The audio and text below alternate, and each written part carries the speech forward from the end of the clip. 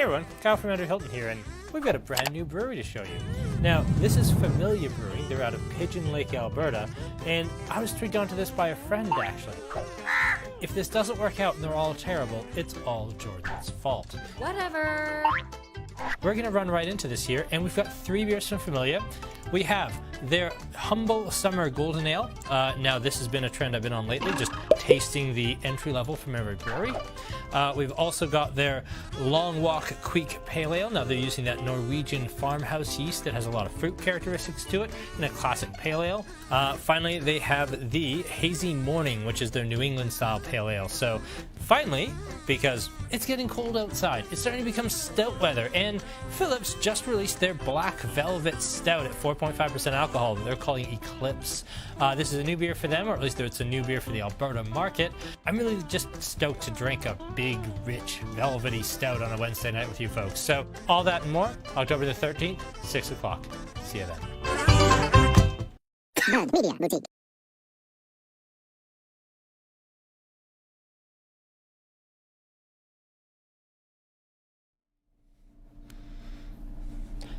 Good evening, everybody. Kyle with Andrew Hilton here. Welcome to our Wednesday night beer tasting after our 1-week hiatus. And what a week it was. It officially went from late summer into being full-on fall on us. It is cold and nasty out there, and well, next week we got some beers that'll really cover that. And we got a little anticipation. We got a stout going for us this week, but let's talk a little bit about Familia Brewing, and we are going to talk about them very briefly. I have done so much to try and find out something about Familia Brewing. I know that they are, in theory, based in Pigeon Lake, a place that I know exists now. I know they actually brew at Last Spike, based in Calgary. I know that because of their Liquor Connect listing. They have exactly 19 photos on their Instagram account. They have a Facebook page with nothing on it, and they have a website with a Contact Us button, where if you contact them, they don't get back to you. So that's Familia Brewing, everyone. Let's try their beers, and if they're absolutely dreadful, I will give you all Jordan's home phone number at the end of the tasting, because he's the one who recommended them. So, we are going to start with their Humble Summer Golden Ale. I will say though, I quite like the cans. I like this effect they have on them. I think that's very sharp. Golden ales, I haven't tasted this yet, I haven't smelled this yet. Golden ale can be such a sneaky one, because the Brits, they can use golden ale as a term for super, super high hop, very low bitterness, ultra low alcohol in the 2.5–3% range beers. And they're like screamingly bright IPAs with no shelf life that are designed to be served on tap that you almost never see bottled here. Whereas in North America, we use golden ale and blonde ale pretty interchangeably. It's usually the entry-level beer for a brewery. You know, it's beer. It's 5% alcohol, it's cold, it's fizzy, it's probably a touch bitter. I don't know which way this is going to go, and I'm really curious to see which way this goes. I will point out that the Good Authority by Annex, which is one of my favorite beers of all time, I believe does actually bill itself as a golden ale. So this could be very, very good. And it's grainy. The Leafs have already been eliminated. Here we are on October 13th. What a season it was for the Leafs. Ooh. So it's not the high hop type. It's not the, screamingly high hops, super low alcohol. Alcohol is a little higher at 5.5, so all right. Now we'll talk a little bit about contract brewing here in a minute, but the brewing here is solid. Last Spike brews a lot of different beers for a lot of different breweries, and contract brewing is by no means something that somebody should be afraid of.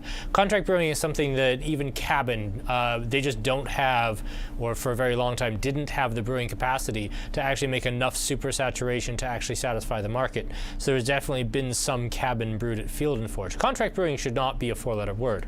I imagine with these folks, again, imagine being the operative word because there's no information anywhere about them, that they are ultimately looking to get their own brewing facility. And if you're just trying to get a brewery off the ground, you have enough to pay for with packaging and marketing and, in theory, setting up a website and social media accounts. I kind of want to see where this goes, because I mean, anybody with $5,000 could start their own beer brand if they wanted to contract.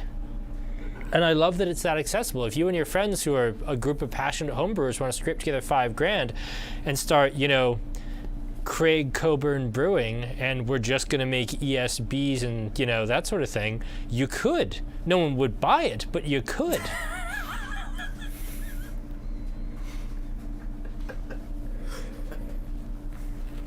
Speaking of Craig, he's right on. That crackery taste, Pilsner-like.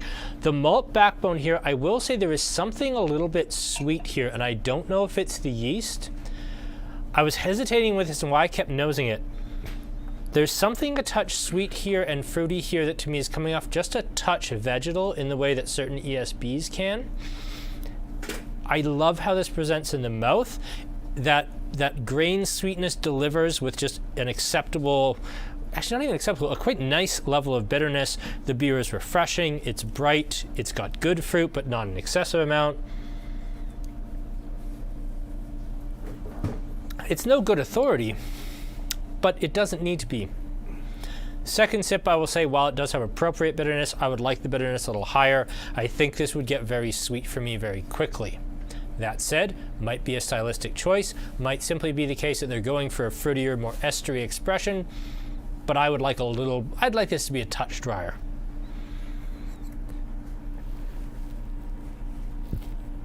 Yeah, bright and peppy, honey, certainly sweetness.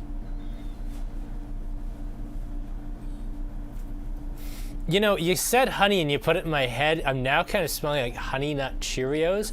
This has such a really cereal character, and it just does have that touch of sweetness. It's now, I'm sure that if you hadn't put that in my head, I wouldn't be smelling it, but Honey Nut Cheerios for me on the nose is pretty spot on.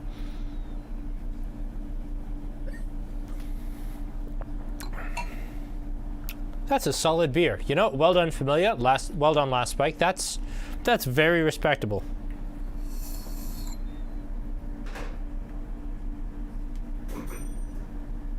Oh, you know what? I've missed this. It's been a long 2 weeks, damn it. And we have got some really fun stuff lined up for you next week. I'm really, really stoked on next week's lineup. Yes, there's a pumpkin beer, but there's a lot of other stuff too. How would I describe that sweetness? You know,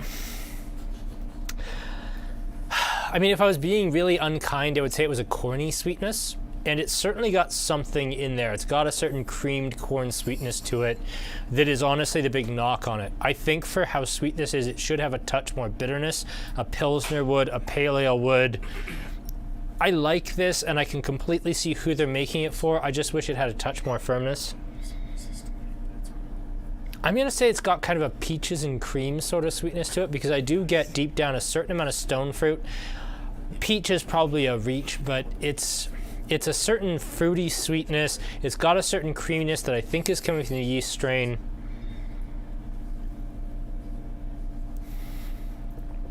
Yeah, like a peaches and cream sweetness to me, or like a tea-like sweetness, sweet tea. Kevin requested a honey pumpkin beer. Well, luckily for all of us, Kevin doesn't have his own brewer, so such a horrible thing doesn't exist.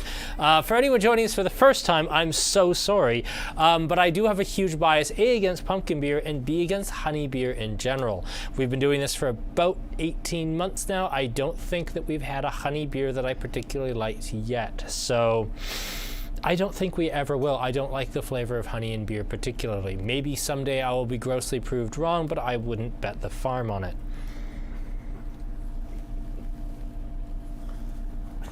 Okay, good starting point. Next up, this is the Long Walk Home, I believe? Long Walk. And this is a Kveik Pale Ale. Now, Kveik, for those of you not familiar, is a Norwegian farmhouse ale, and this is actually something I did some digging into because I really couldn't talk about the brewery very much. Kveik is, you know, we all say, oh, well, it's Norwegian farmhouse yeast. Yes, great. What does that actually mean? Well, Norwegian farmhouse yeast basically means that when people still brewed a lot at home. This was the yeast that people would use, and we're talking in the late 19th century up to probably the 1950s or 1960s. People still brewed a lot at home, and they tended to do it with the local yeast that you had on the farm. And if your yeast strain became polluted, or it died, or you just horribly screwed up, you wouldn't just buy new yeast. You go over to the next farm over and you get yourself, a giant jug of their yeast, and you'd continue to go. That tradition carried on very firmly in Norway until the 1950s or 60s, at which point people started using either baking yeast or buying commercial homebrewing yeast. This would be more into the 1980s. And also the home brewing tradition, as people tended to, just like they did in North America, leave the farming communities and move into the cities. There was a big flight of people, there was a big exodus of people. You ended up with fewer people, less old-time traditions, less homebrewing going on in the farms, because there's a paved road all the way into Oslo now. Why would we brew our own beer? We can just get it when we go to the city. That was almost the death of Kveik yeast. It has now actually been categorized as a type of Saccharomyces cerevisiae, or sweet or classical brewer's yeast. It is in the same family as most of the main British, Belgian, and German strains, but it is more closely related to other Norwegian yeasts than it is to any of the others. So it has actually been categorized as its own unique style of yeast. So what makes it special? It ferments very, very hot, and it ferments very fast. It's basically an accelerated chemical reaction. Now, if you're using hops in it, you may want to hop later, because that hot, vigorous fermentation is going to play all kinds of hell with your delicate boiled hops, which is why you might want to dry hop during this much gentler secondary fermentation. But the other thing that it does is it introduces all of these tropical, fruity, orangey, mangoey, peachy sorts of flavors, just as the nature of the yeast itself. This is separate from hops, this is separate from your water profile, this is separate from your grains. This is just coming from the yeast. Now, if that sounds exactly what kind of came out of the New England IPA or New England Pale Ale school, you're absolutely right, and they're very complementary. Most Kveiks that I've seen have been done in a hazy pale ale style, and indeed, this is broadly what this is. I would not call that clear, although I will say I think that's a little darker than a lot of the New England pales I've seen. They tend to be more yellowy, and I'm thinking of beers like Establishment's Afternoon Delight, Cabin Super Saturation, that sort of thing.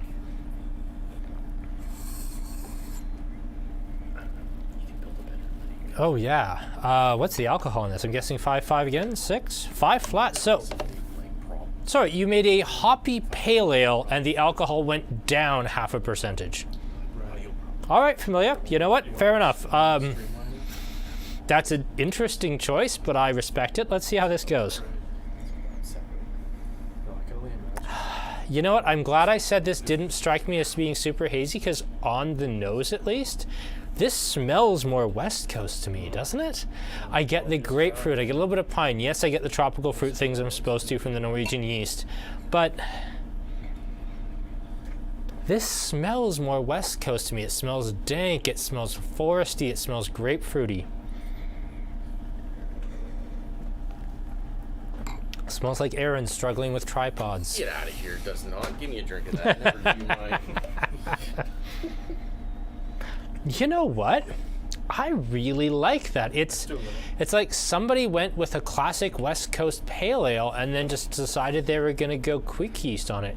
It's not as bitter as I'd expect from a West Coast pale. It's certainly not as high alcohol as I expect from a West Coast pale, but you know what? That's all right. That's a huge surprise to me.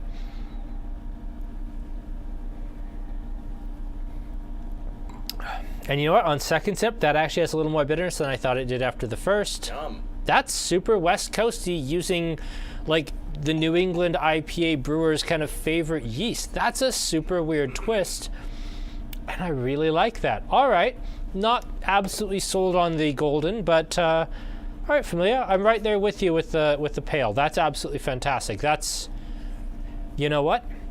It's rare that I'm surprised. I've never ever seen that before. That's new to me, and well done. That's cool. That's very cool.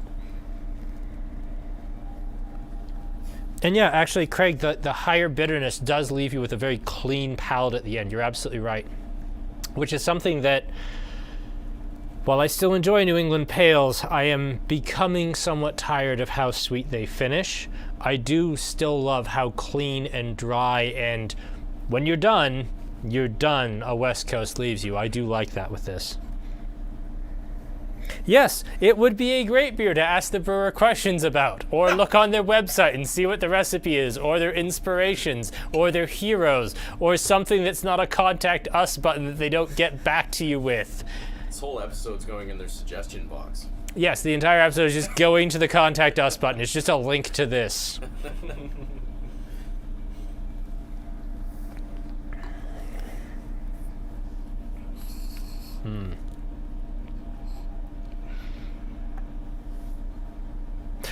Go to their website. It's the only thing you can do there is email them. Please no one actually send this video to them. They'll probably never sell us beer again. No, don't chant do it, Aaron. You're not helping.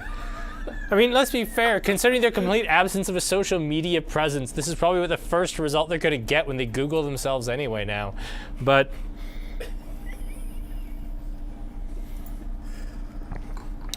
road trip to Pigeon Lake. It's not that far north of Red Deer. It's not that far north of Red Deer, but I also consider everything north of Calgary to be, you know, the woods. I don't go there. It is pretty woody. Agreed. It's nicer woods, I think. I actually do like north of Calgary. It's just so damn far. All right, I'll stop grousing for about 5 seconds. Let's go on to Hazy Morning, the New England Pale. This was actually the beer that... Is that a sticker? Sorry, this is actually the beer that Jordan recommended to me. What? Did. It's a 50 IBU sticker. Oh, that's fun. Which is over top of IBU 21 on the can. I suggest they may have been a last-minute change in the... packaging, yeah. Well, I wonder if it was that maybe... I mean, 2s and 5s can look a little bit alike. Like, if your handwriting's really bad. Yeah. I wonder if maybe it was IBU 51 was what they sent to the printer, but their handwriting was too bad, so it came out as 21 and nobody caught it during proofing. Or if they changed the recipe at the last possible second, because I will say, the long walk is IBU 21. I think it's a design issue. Yeah, they use a template. Yep. The same template and just change all the bits. It happens. No, they changed all the others. Like, this is laid back, smooth, citrusy IBU 21. This is silky, juicy, tropical, and then a sticker that says IBU 50. So, how many times have I screwed up the number of tasting we're on in the promo? It's like hey, 70, what number of tasting are we on? It's like 43. No, it's 44. Is it 44? No, I think it was 42, actually. It's like anybody's guess. I actually don't know what number of tasting it is at any given point. I mean, I think. I knew which one was 69 because we made so many jokes about it before we went on camera. But other than that... I said 73. It's 74 today. Perfect. Celebrate that on film for me.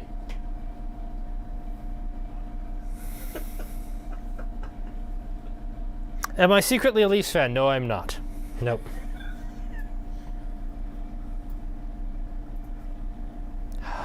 Maybe don't send them the video. Yes, please do not send them the video. They're going to see it. They are, because they're going to Google themselves eventually. But, yeah, please don't send them a video. Ooh, that's actually pretty nice.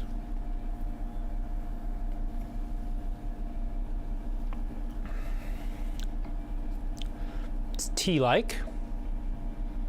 I'm reasonably sure this is fairly fresh, so it's not an age thing. It's 6.3. That's about where it should be. Block. He does the Slaughterhouse Slew comics, right? Correct. I recommend the name. We did miss each other, you know. It was a long, 2 weeks away, because we didn't do a Friday night wine tasting that week, and then Aaron was gone. He was actually out of town, so we didn't even see each other around. Nope. So this is the first time Aaron and I have seen each other in a couple of weeks, and we're really happy with how the last beer tasting went. We're really thrilled with it. And then this one, I kind of rolled in and said, wow, Aaron, you're going to have to do a lot, because I don't have very much to talk about tonight. But we've managed to make it work, so I'm thrilled. I wonder what the production is. Okay, I like this. I wish it tasted as good as it smells, because I really like, excuse me, well, that kind of came from nowhere. I really like how this smells. The taste is kind of letting me down.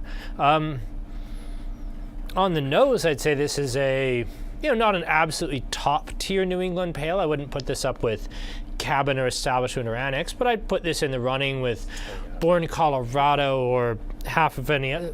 Good God, it's only 20 after we're on beer 3. Yeah. Well, we don't have a lot to work from, do we? Where are we going with that? Sorry, I was going to say this is kind of middle of the pack for me. Like, this reminds me a little bit of New Level or Zero Issue, or I don't want to say Blind Man because Blind Man's better than this, but it's right in that. It's just below the top tier. It's above a lot of the filler. It's just one step below the absolute top tier. And for a first effort from a brewery that's still in the contract phase, I gotta say, that's an impressive New England pale in a very, very competitive category. But it wouldn't be my first choice to buy. I will say I really like it, but as a store, that's probably the one I'd bring in. I gotta say, yeah, it's gotta be that one. The Kveik Pale is just fantastic. That's Jordan's pick. Well, he picked the brewery. Oh, yeah. I thought that was his, Hazy Morning was his. Well, this was the one that he was drinking, but he talked up the whole line. They're all drinkable. Yeah, the smell is really top class. Like, if this tasted like it smells, this would be giving everybody a run for its money. This would be a top 5 hazy pale. I don't know if maybe the beer is a little stale, but I mean, it's a brand new brewery. It shouldn't be stale. But I do tend to think that the mouth falls apart before the nose and things. I think it's so close to perfection. I just think it's one step off, and this is so fixable. We've talked a lot about with beers like 88 Wave Pool, how and even Blind Man Long Shadows, how they kept revising the recipe batch after batch after batch. They were never satisfied until it got there for them. This is like 5 batches away from perfection, but I think when they get this dialed into what they want, I think this is going to be something really special. So like, this is one to watch. This is one to drink now. We'll just enjoy this till they get this dialed in the rest of the way, because this is so close to perfect.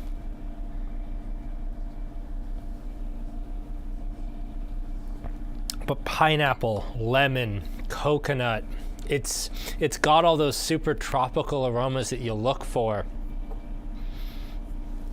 It's just something in the mouth that's not doing it for me. And it's a little higher in bitterness. Let's be clear. 50 IBUs is a little higher than some New England pales. Certainly than that.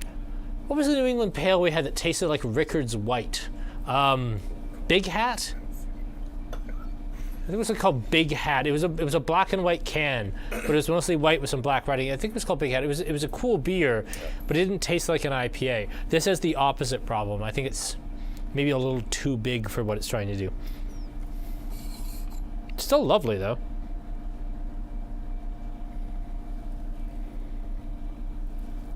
Yeah, we are definitely calling this a sleeper in the Fantasy Brewing League.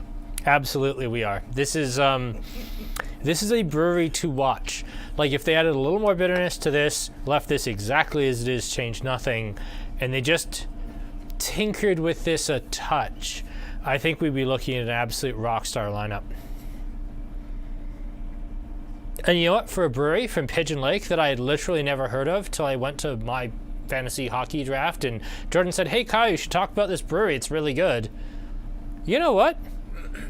I'm right there for it. I like it. You know what? For a brewery that I had never heard of, never tasted, no idea, that's a heck of a lineup. For something that I don't think was on the market 3 months ago, yes. Giant yes. That's really well done. Well done, Familia. We will watch you closely. We will have this on our shelves next week. The other two we will watch closely. If anybody's absolutely over the moon in love with this or with this and wants to buy it regularly, let me know. We will bring it in for you. But I think for me, that's earned its place on the shelf. No questions asked. I absolutely love that.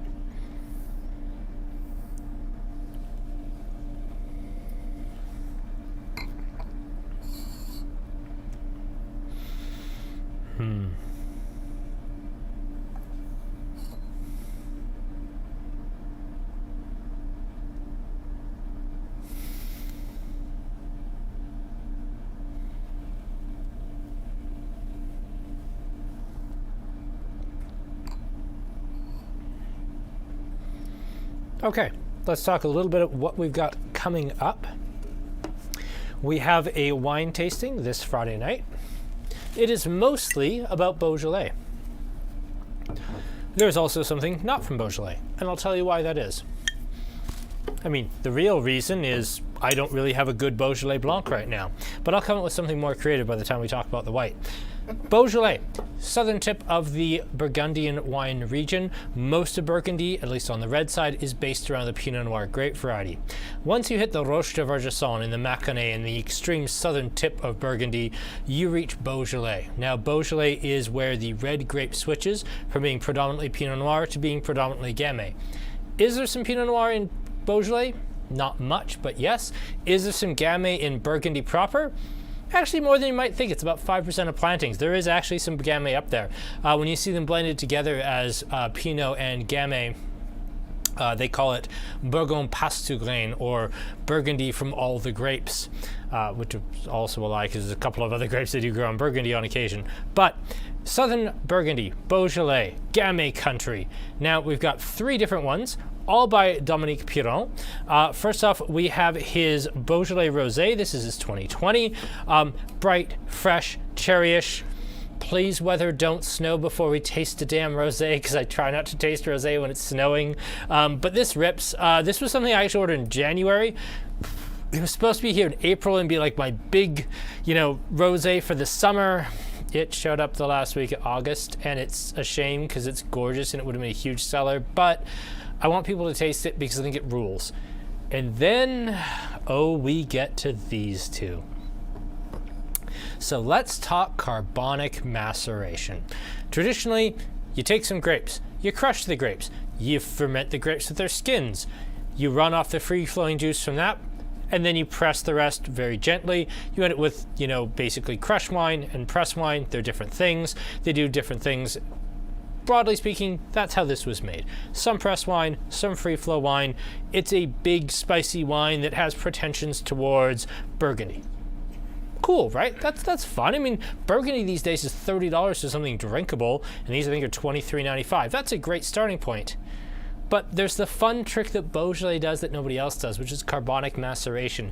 Basically, they take the whole bunches of grapes and they put them in a big stainless steel tube.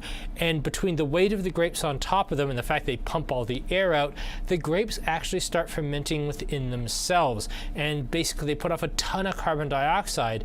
And so they do this weird fermentation process in the berries in this entirely carbon dioxide drenched atmosphere. And it comes out with this fruity, bubblegummy, ethereal characteristic that nothing else in the world tastes like. So when you taste the rosé, the kind of bubblegum, and if you're saying that kind of sounds like Beaujolais Nouveau style, you're not wrong. So his light fruity style, his big serious style, and we're kind of gonna get Beaujolais in a nutshell. And then, well, I've been looking for the right place to taste a Muscadet for ages. When we talk about France, we talk about Loire Sauvignon Blanc and Chenin Blanc. We talk about Burgundian Chardonnay. If we get really bored, we might talk about, Rhone Valley Pinot or Viognier.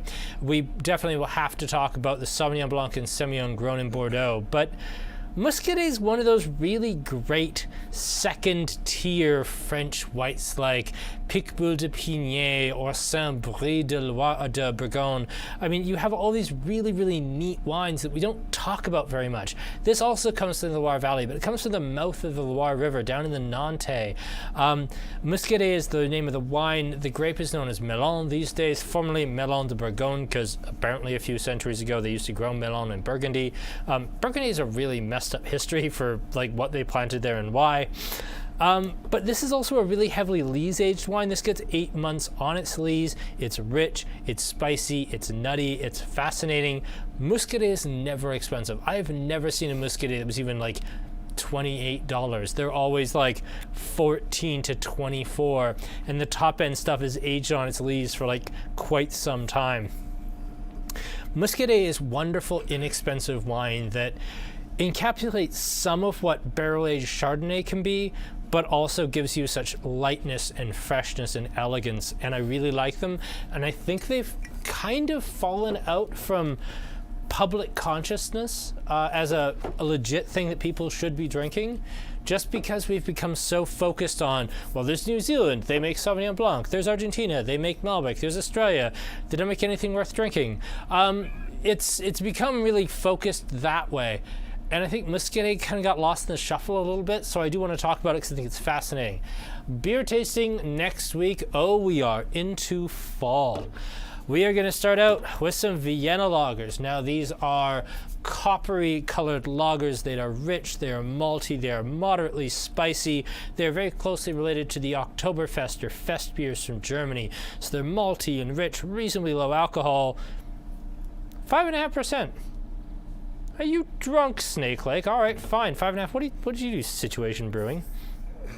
5. Okay, that's fine. That's what the maximum I'll accept for a Vienna Lager. But they're rich, spicy orange lagers, and they're very much for fall. They're the, I'm done with sours, and wow, have our sour sales died. We're about to have a big sour sale, because wow, sours do not sell this time of year. Sour sale. Well, Last Best just sent me an email. They're doing like this really, really cool sour that's like a fundraiser for an organization in Calgary. And I really want to support it, but like nobody's buying sours right now at all. Well, yeah, but it's a really good cause.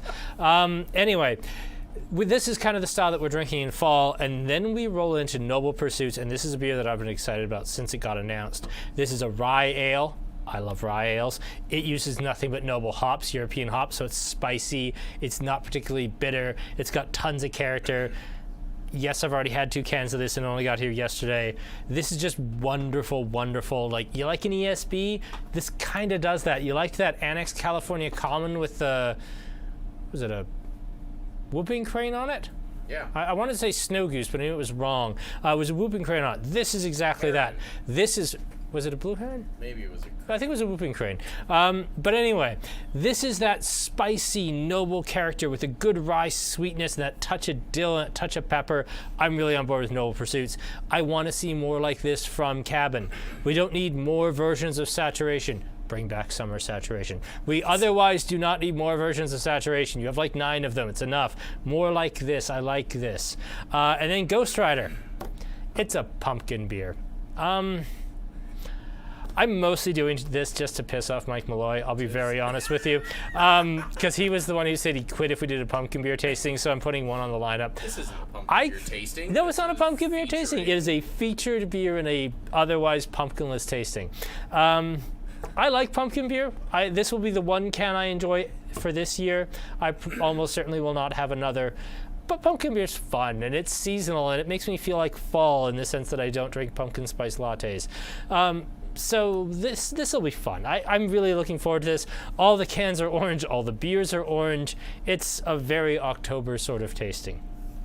So that is coming up next Wednesday. Looking forward to that. Let's jump out of Familia Brewing and go into somewhere a little more familiar. And we're going to go to Phillips. And thank you, Phillips. Hi, Aaron. Did I move that can that you carefully set up for your camera shot?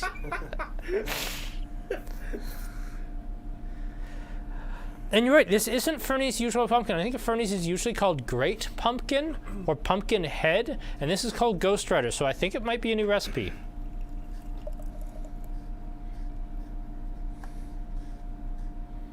So, now, they call this a black velvet stout, and I did some research on this. I think it's just a basic stout. Now, I haven't had it, but I don't think they're really going for anything. The only thing that makes me kind of think this might be a little different is the word velvet.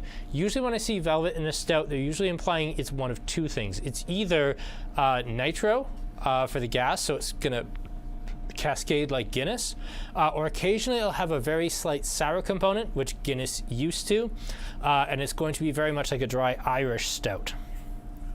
And for all of the barrel-aged coffee, cappuccino, latte, milk stout, old-fashioned stout, I was offered this.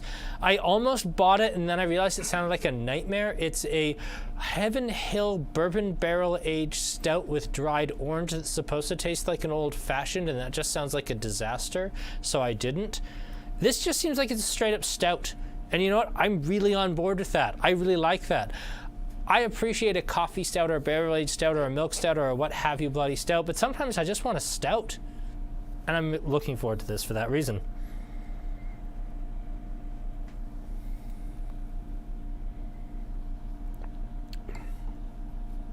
That's exactly what I wanted tonight, yes. Yep, that's exactly what I was looking forward to.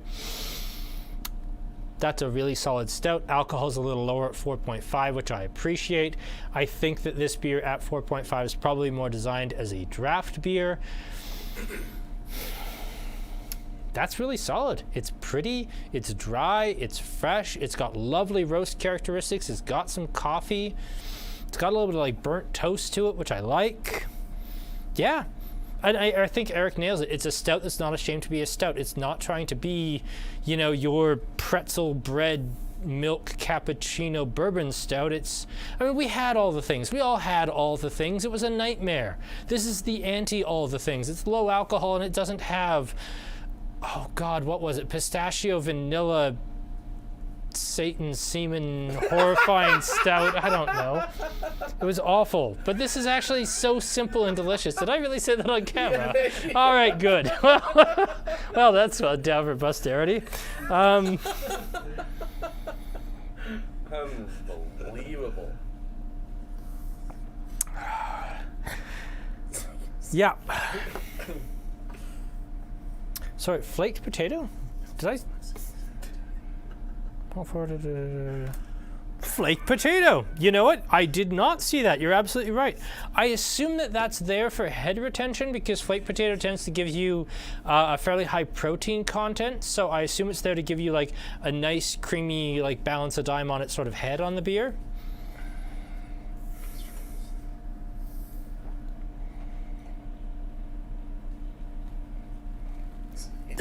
Maybe don't send them the video. Yeah, we probably won't be, no. Hashtag Saint and Seaman. Hashtag Saints. There was a bug in there. A bug in there? Yeah. Oh, Well, that's because there was a bug in your glass. It definitely wasn't in the can. Extra protein, eh? No, that's pretty spectacular, actually. I really liked this. Something's missing in the body. I think it's the fact it's 4.5% alcohol. I mean, I appreciate a lower alcohol craft beer usually, but I think you're right. I think if it had a little bit more body because it had more alcohol, if it was 5.5 or 6, this would be richer. But I will say, you know, when I said velvet stouts or stouts that use the term velvet, they're usually kind of going for that Guinness style. I don't think this is properly a dry Irish stout. It's not light enough, and it certainly doesn't have the nitrogen fizzy ball in it. I will say this is to a point kind of going after that Guinness style. It's a little lower in alcohol, it's a little drier than I might expect. I like this style and I think it's a nice way to ease into fall, but yeah, there's a lot of Guinness to this, and I don't say that in a bad way. But there's definitely a chasing of Guinness to this beer. And you know what? I'm right on board with this. I like this a lot better than Guinness. I like this better than Alberta Crude, which is Wild Rose's version of Guinness. No. And yeah, I think watery is fun, and I think that's just the alcohol. I think it's the fact it's 4.5. I mean, we had this, which is a full point of alcohol higher, and I know 1% doesn't seem like that much, but in terms of how your mouth perceives body and richness and weight, it really is night and day. Okay, rankings. This for me, by a mile. I think that's spectacular. This is gonna come second with the caveat that I actually liked this more, but I really want that to get over the top and become something truly special. And this just, it needed a touch more bitterness. It was too sweet for me. And yeah, dry Irish stouts are not easy to brew. Like, what Guinness used to do for that is they'd actually take 3% of their beer away, deliberately sour it using wild yeast, and then blend it back to get that really bone dry, parching character. They do it a different way now. I don't know how. It's probably something terrifyingly huge and industrial because they're the biggest brewing and distilling concern on Earth. But, pardon me, the biggest distilling concern on Earth. Fun fact, the Diageo, which owns little tiny brands like Smirnoff and Captain Morgan and Crown Royal and Tanqueray and Jose Cuervo and about 5 trillion different other things. They're only about 1/3 the size of the largest brewing concerns on Earth. So the world drinks beer. Spirits is kind of an afterthought. Wow. Have you had the Category 12 Stout yet? The big barrel-aged one? It's called the Excavation Is that the 4-pack or the single? 4-pack. I've not had the 4-pack. I have had the single. The single was excellent. I did not have the 4-pack yet. Quite good. And we're seeing some ratings come in. We got a 2-4-3-1, 2-4-4-1 rest. Wow, Deirdre, just ice cold. All right. 4-2-3-1, 3-2-4-1. Yeah, I like seeing a mixed, different list of things. So, thank you everyone for coming out. This is a bit of a quicker one for whatever reason, mostly because there's no information to tell you about Familia, because I can't find anything. That's 6:40. Oh, we're fine. You did a half a wine tasting. Yeah, we're fine. All right, thank you all very much, everyone. We will see you Friday for Beaujolais. We will see you next week for Autumn Beers. But I'm Kyle. That's been Aaron. Thank you so much for joining us. We will see you in 2 days or 7 days. Either way, have a wonderful time.